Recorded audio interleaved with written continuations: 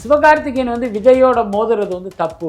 விஜய் வந்து அது கடைசி படம், அந்த படத்திலேருந்து இவர் விலகி நின்று இருக்கலாம், அதே தேதியில ரிலீஸ் பண்ணி அதனுடைய வசூலை குறைக்கணும்னு இவர் நினைக்கிறதே ஒரு பெரிய துரோகம்ங்கிற கருத்து.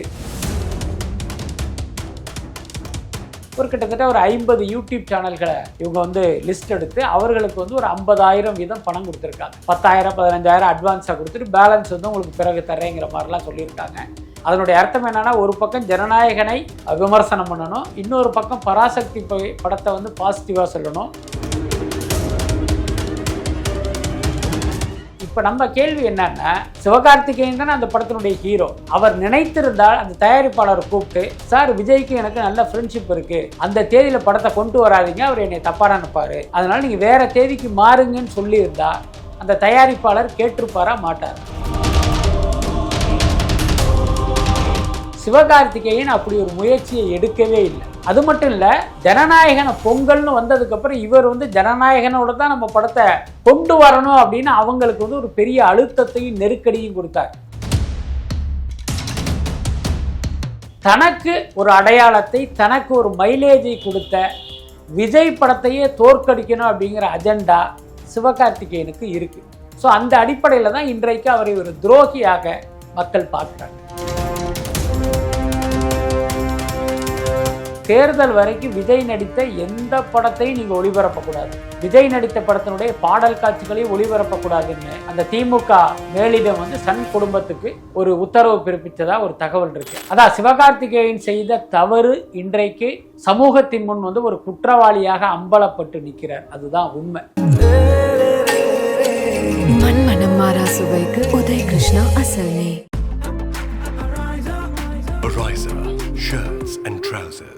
சார் வணக்கம் சார். வணக்கம். இப்போ இந்த பராசக்தி ஆடியோ லான்ச் வந்து எப்படி இருக்கும் சார்? இந்த ஆடியோ லான்ச் அது சாய்ராம் காலேஜில் நடப்பதால் ஒரு 10ஓடு 11 இருக்கும் அப்படின்னு தான் நான் நினைக்கிறேன். நான் முதல்ல அவங்க பிளான் பண்ணது பார்த்தீங்கன்னா நேரு ஸ்டேடியத்தில் தான் பிளான் பண்ணாங்க. நேரு இண்டோர் ஸ்டேடியத்தில் வந்து முதல்ல திட்டமிட்டாங்க. அங்கே வந்து வேறொரு விளையாட்டு நிகழ்ச்சி இருக்கிறதுனால இப்போ நேரு ஸ்டேடியத்துக்கு ஷிஃப்ட் பண்ணாங்க.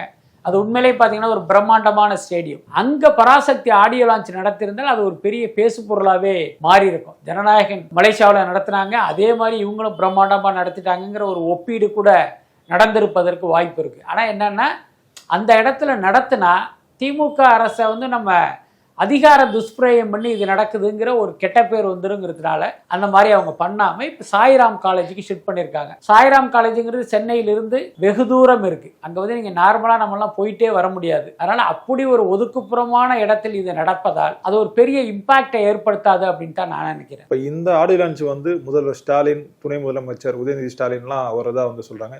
இன்னொரு புறம் வந்து ரஜினி கமல்லாம் அவரை தான் சொல்லியிருக்காங்க. சார் அதுக்கு சாத்தியம் இருக்கா? எனக்கு தெரிஞ்சு இது குறித்து அதிகாரப்பூர்வ அறிவிப்பு எதுவும் இல்லை. முதலமைச்சர் வருகிறாரா இல்லையே, துணை முதலமைச்சர் வருவதற்கு வாய்ப்பு இருக்குது. என்னன்னா, உங்களுக்கு தெரியும், உதயநிதி ஸ்டாலின் பல்வேறு திரைப்பட விழாக்களில் கலந்துக்கிறாரு. அந்த அடிப்படையில் இந்த விழாவுக்கும் அவர் வருவதற்கு வாய்ப்பு இருக்குது. எல்லாத்துக்கும் மேலே அவருடைய ரெட் ஜெயின் நிறுவனம் தான் இந்த படத்தை தமிழகம் முழுக்க ரிலீஸ் பண்ணுறாங்க. அதனால் அவர் வந்து அதிகபட்சம் வருவதற்கான வாய்ப்பு இருக்குது. ஆனால் முதல்வர் வர்றாராங்கிறது குறித்து நமக்கு இது வரைக்கும் தகவல் இல்லை. அதே மாதிரி கமல், ரஜினியும் அழைக்கப்பட்டிருக்கலாம். அவர்கள் வர்றாங்களா என்னங்கிறது இனிமே தான் தெரியும். அதே மாதிரி சிவகார்த்திகேயன் அவர்கள் வந்து ஜனநாயகன் படத்தை வந்து நெகட்டிவா விமர்சனம் சொல்லி நிறைய யூடியூப் சேனலுக்கு வந்து காசு கொடுத்ததா ஒரு தகவல் பரவி இருக்கு. இதை நீங்க கூட பேசியிருந்தீங்க. இதுல எந்த அளவுக்கு உண்மை இருக்கு? உங்களை போன்ற பல யூடியூப் சேனல்கள் வந்து நம்மளை நேர்காணல் எடுப்பதற்காக வர்றாங்க. ஸோ அந்த மாதிரி வந்த ஒரு சிலர் சொன்ன தகவலுடைய அடிப்படையில் தான் அந்த கருத்தையே நான் சொன்னேன். என்னன்னா, இப்போ சிவகார்த்திகேயனை பற்றி பார்த்தீங்கன்னா ஒரு நெகட்டிவான கருத்து வந்து ஒரு பெரிய அளவில் பரவிடுச்சு. என்னன்னா, கோட் படத்தில் துப்பாக்கியை விஜய் கொடுத்தாரு, இப்போ அந்த துப்பாக்கியே நீ வந்து விஜய் மேலேயே காட்டுறியாங்கிற மாதிரிலாம் நிறைய கருத்துக்கள்லாம் சோசியல் மீடியாவில் வருது. அது வந்து சிவகார்த்திகேயனுக்கு வந்து ஒரு அவருடைய எதிர்காலத்தையும் பராசக்தி படத்தின் வெற்றியையும் பாதிக்கிற அளவுக்கு அந்த நெகட்டிவிட்டி வந்து ஒரு பெரிய அளவில் வந்து மக்கள்கிட்ட ரீச் ஆயிடுச்சு. இன்னொன்று, எந்த சார்பும் இல்லாமல் யோசிக்கிற மக்களுக்கே கூட சிவகார்த்திகேயன் வந்து விஜயோட மோதுறது வந்து தப்பு, விஜய் வந்து அது கடைசி படம், அந்த படத்திலேருந்து இவர் விலகி நின்று இருக்கலாம், அதே தேதியில ரிலீஸ் பண்ணி அதனுடைய வசூலை குறைக்கணும்னு இவர் நினைக்கிறதே ஒரு பெரிய துரோகம்ங்கிற கருத்து சாமானிய மக்கள்கிட்ட எல்லாம் பெரிய அளவில் பரவி இருக்கு. அப்ப இதை மாற்றுவதற்கு சிவகார்த்திகேயன் கையாண்ட தந்திரம் தான் ஒரு கிட்டத்தட்ட ஒரு 50 யூடியூப் சேனல்களை இவங்க வந்து லிஸ்ட் எடுத்து அவர்களுக்கு வந்து ஒரு 50,000 வீதம் பணம் கொடுத்துருக்காங்க. அதில் பார்த்தீங்கன்னா ஒரு 10,000 15,000 அட்வான்ஸாக கொடுத்துட்டு பேலன்ஸ் வந்து உங்களுக்கு பிறகு தர்றேங்கிற மாதிரிலாம் சொல்லியிருக்காங்க. அதனுடைய அர்த்தம் என்னன்னா, ஒரு பக்கம் ஜனநாயகனை விமர்சனம் பண்ணணும், இன்னொரு பக்கம் பராசக்தி படத்தை வந்து பாசிட்டிவா சொல்லணும், அப்புறம் சிவகார்த்திகேயனை விமர்சிக்கிற என்னை போன்றவர்களை நீங்க தாக்கணும் அப்படிங்கிறது தான் இவர்கள் கொடுத்த அசைன்மெண்ட். ஸோ அதன்படி பல சேனல்களில் செய்தி வர்றதை பார்த்தே நீங்க புரிஞ்சுக்கலாம் இதுக்கு பின்னால் சிவகார்த்திகேயனுடைய கைங்கரியம் இருக்கு அப்படிங்கிறது. இப்போ நியாயப்படி வந்து பொங்கலுக்கு வந்து பராசக்தி படம் தான் தனியா வர்றதா இருந்தது சார். விஜய் அவர்களுடைய படம் வந்து தீபாவளிக்கு வரதா இருந்தது. அப்படி பின்னால வந்து அதுவும் பொங்கலுக்கு வரதா இருக்கு. அப்படி இருக்கும்போது வந்து எல்லாரும் வந்து சிவகார்த்திகேயன் வந்து விமர்சனம் பண்றது வந்து எப்படி சார் சரியா இருக்கும்? சரியான கேள்விதான். நீங்க சொல்ற மாதிரி பராசக்தி படத்தை துவங்கும் போதே அவங்க வந்து 2026 பொங்கல் ரிலீஸ் அப்படின்னு அறிவிச்சாங்க. அதுல மாற்றமே இல்லை. ஜனநாயகனை பொறுத்த வரைக்கும் 2025 அக்டோபர் தான் அவர்கள் தீர்மானித்த தேதி. ஆனா படம் தொடங்கின கொஞ்ச நாள்ல என்னாச்சு அப்படின்னா, அந்த டிஜிட்டல் வியாபாரம் நடக்கும் போது அந்த டிஜிட்டல் நிறுவனங்கள் என்ன பண்ணிட்டாங்க, 2025 வந்து நம்ம கோட்டா முடிஞ்சிருச்சு, அதனால 2026 நீங்க ரிலீஸ் பண்ணாதான் உங்க படத்தை வாங்கிக்குவோங்கிற மாதிரி சொன்னதன் அடிப்படையில் வந்து இவங்க அப்படி தங்களுடைய படத்தினுடைய ரிலீஸ் தேதியை வந்து அந்த பொங்கலுக்கு ஷிஃப்ட் பண்ணாங்க.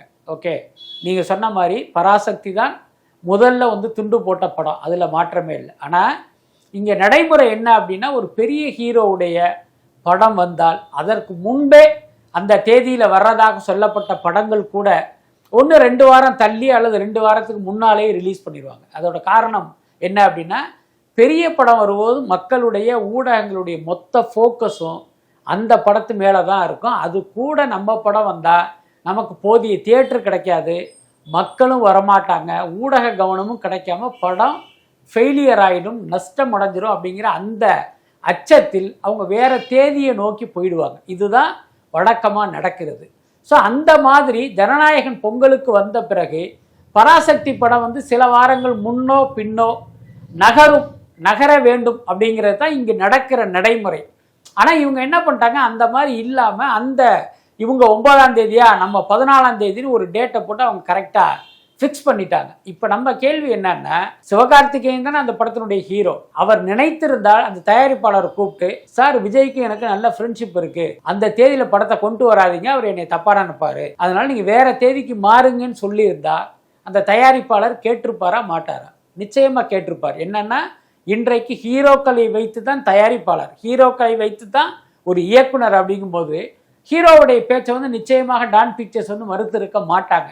ஆனால் சிவகார்த்திகேயன் அப்படி ஒரு முயற்சியை எடுக்கவே இல்லை. அது மட்டும் இல்லை, ஜனநாயகனை பொங்கல்னு வந்ததுக்கப்புறம் இவர் வந்து ஜனநாயகனோட தான் நம்ம படத்தை கொண்டு வரணும் அப்படின்னு அவங்களுக்கு வந்து ஒரு பெரிய அழுத்தத்தையும் நெருக்கடியும் கொடுத்தார் சிவகார்த்திகேயன். இது வெளியில் பல பேருக்கு தெரியாத விஷயம், அதைத்தான் நம்ம வந்து எக்ஸ்போஸ் பண்ணோம். அப்போ என்ன அர்த்தம்னா, தனக்கு ஒரு அடையாளத்தை, தனக்கு ஒரு மைலேஜை கொடுத்த விஜய் படத்தையே தோற்கடிக்கணும் அப்படிங்கிற அஜெண்டா சிவகார்த்திகேயனுக்கு இருக்கு. ஸோ அந்த அடிப்படையில் தான் இன்றைக்கு அவரை ஒரு துரோகியாக மக்கள் பார்க்குறாங்க. இப்போ அதே மாதிரி இந்த சன் டிவி, சன் நெக்ஸ்ட்லாம் எப்பவுமே விஜய் அவர்களோட படங்கள் வந்து தொடர்ந்து போடுவாங்க. இப்போ புதுசாக ஏதாவது விஜய் அவர்களோட படங்கள் ரிலீஸ் ஆகுதுன்னா முதல்ல வந்து சன் டிவி தான் வாங்குவோம். ஆனால் இந்த முறை வந்து எல்லாமே வந்து ஜீ தமிழ் வந்து வாங்கியிருக்காங்க. சன் நெக்ஸ்ட்ல வந்து விஜயோட பேனர் கூட இருக்க மாட்டேங்குது சார். இதுக்கு என்ன காரணம்? அதான் சன் பிக்சர்ஸாக இருக்கட்டும், சன் டிவி நிறுவனமாக இருக்கட்டும், அது யாருடைய நிறுவனங்கிறது எல்லாருக்குமே தெரியும். திமுக குடும்பத்தை சேர்ந்த ஒரு நிறுவனம். இது வரைக்கும் பார்த்தீங்கன்னா விஜயை வைத்து அவங்க சில படங்கள் தயாரித்து பல கோடி ரூபா சம்பாதிச்சிருக்காங்க. அது மட்டும் இல்லை, விஜய் எந்த படம் நடித்தாலும் அந்த படம் பூஜை போடுறதுக்கு முன்னாலேயே அந்த படத்தினுடைய சேட்டலைட் உரிமையை அவங்க வாங்கிடுவாங்க. இதுதான் காலங்காலமாக நடக்கிற விஷயம். அப்படி இருக்கும்போது ஜனநாயகன் படம் ஆரம்பிக்கப்பட்ட பிறகு இவங்க அந்த படத்தினுடைய சேட்டலைட் ரைட்ஸை வாங்க ஆர்வம் காட்டவே இல்லை. என்ன காரணம் அப்படின்னா, திமுக மேலிடத்தினுடைய உத்தரவு என்னன்னா, விஜய் அரசியலுக்கு வந்துட்டாரு, நமக்கு எதிராக கத்தி வீசிக்கிட்டு இருக்காரு, இந்த நேரத்தில் அவர் படத்தை வாங்கி உங்கள் சேனலில் போட்டால் அது அவருக்கு வந்து பெரிய ப்ளஸ் ஆகிடும் அப்படின்னு சொன்னதின் அடிப்படையில் அவங்க வந்து ஒதுங்கிட்டாங்க.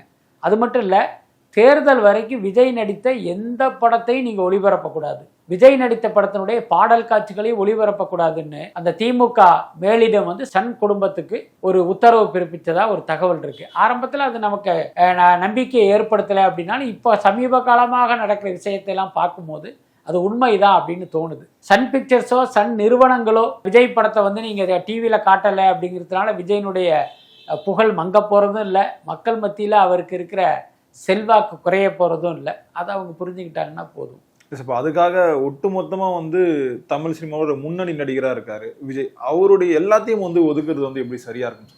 ஒரு சின்ன ஒரு போட்டோ கூட இருக்க மாட்டேங்குது. இல்ல அதுதான், அது திமுக மேலிடத்தின் மீதான விசுவாசத்தை கலாநிதி மாறன் குடும்பம் வந்து இப்ப வெளிப்படுத்துறாங்க. இன்னொன்னு உங்க எல்லாருக்குமே தெரியும், கருணாநிதியின் மறைவுக்கு பிறகு மாறன் குடும்பத்துக்கும் ஸ்டாலின் குடும்பத்துக்கும் ஒரு பெரிய ஒட்டுதல் இல்லை. அது பார்த்தீங்கன்னா ஒரு செயற்கையான ஒரு பிணைப்பு தான் அவங்களுக்கு இருக்கு. இதை வந்து நம்ம ஒரு உதாரணத்தோட சொல்லணும் அப்படின்னா, இப்போ உதயநிதி ஸ்டாலின் வந்து ஒரு துணை முதலமைச்சராக பல இடங்களுக்கு போறாரு. அப்படி போகும்போது பார்த்தீங்கன்னா மத்திய சென்னையினுடைய எம்பியான தயாநிதி மாறன் அவர் கூட போறாரு. ஆனால் அவருக்கு வந்து எந்த முக்கியத்துவமே கொடுக்கறது இல்லை. யாரோ ஒரு பார்வையாளர் மாதிரி அப்படி ஒரு ஓரமாக நிற்கிறாரு. உதயநிதி ஸ்டாலின் பார்த்தீங்கன்னா ஒரு எம்பிங்கிற அடிப்படையில் அவருக்கு வந்து ஒரு பெரிய முக்கியத்துவம் கொடுக்கல, நம்மளுடைய உறவினருங்கிற அடிப்படையில் அவருக்கு எந்த முக்கியத்துவம் கொடுக்கல.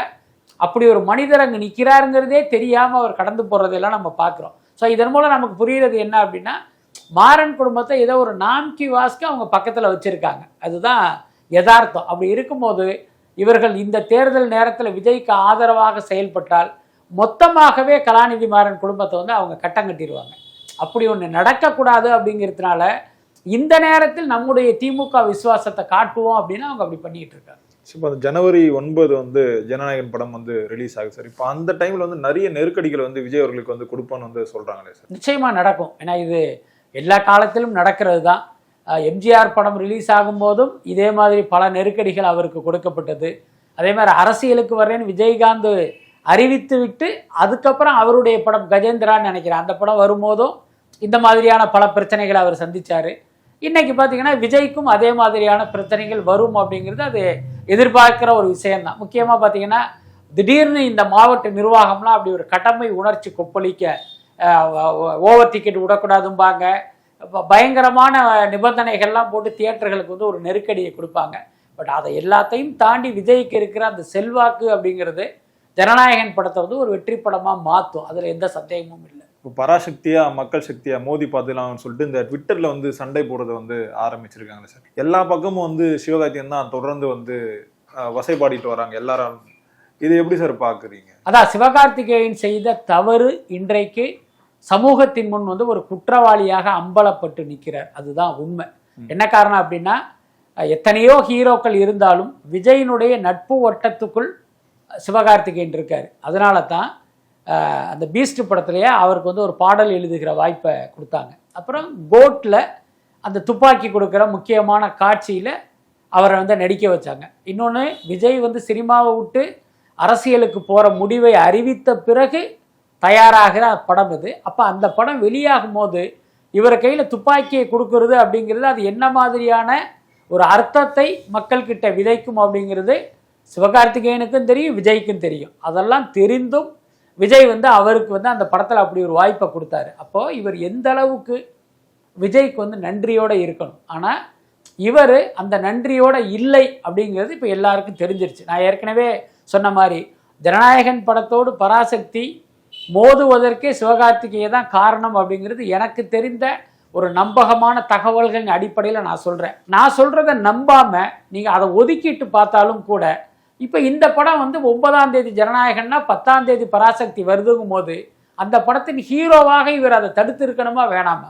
அப்போ அவர் தடுக்காமல் வேடிக்கை பார்ப்பதை வைத்தே இந்த சதிக்கு வந்து இவரும் உடந்தை அப்படிங்கிறத நீங்கள் புரிஞ்சுக்கலாம். நம்ம புரிஞ்சுக்கிறோமோ இல்லையோ மக்கள் புரிஞ்சுக்கிட்டாங்க. அதனால தான் இன்றைக்கு சிவகார்த்திகேயனை சமூக ஊடகங்களில் ஒரு பெரிய அளவில் கழிவு ஊற்றிக்கிட்டு இருக்காங்க. பொறுத்திருந்து பார்ப்போம் சார் என்ன நடக்குதுன்ட்டு. ரொம்பவே நன்றிகள் சார் எங்களோட நேரம் பகிர்ந்தமைக்கு. நன்றி சார். நன்றி. மண்மனம் மாறா சுவைக்கு உதய் கிருஷ்ணா அசல் நெய். Ariza shirts and trousers.